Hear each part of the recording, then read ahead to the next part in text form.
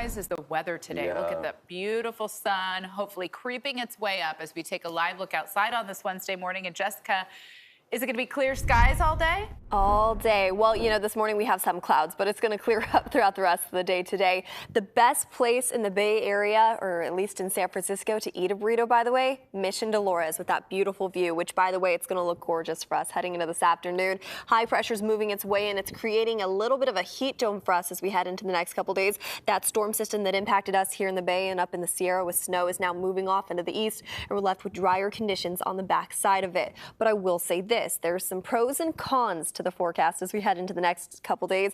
Yes, we are going to see sunnier skies. Yes, it's going to get warmer, but yes, we also have a wind advisory in effect starting this evening, lasting throughout the next couple days for all the highlighted zones and counties on this map. Notice the Santa Clara Valley, not highlighted, but up in the North Bay, I'm keeping a close eye on you guys up there.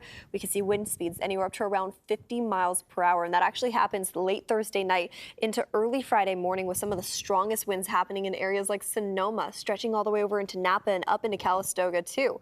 For our friends near San Francisco, yes, it'll be breezy at times as well, but we're all experiencing something different. One thing I want to mention, though, is with these stronger winds, with these drier conditions and winds moving offshore, which means it's dry, condensed air, we're going to be keeping a close eye on that fire danger index, especially up into areas like Healdsburg, all the way over into Vacaville as we head into the next couple days. Now, with those winds starting to whip up, you know what's happening too. We're starting to see drier conditions, not a lot of rain in the forecast anytime soon, and our pollen count starting to increase heading into this weekend too.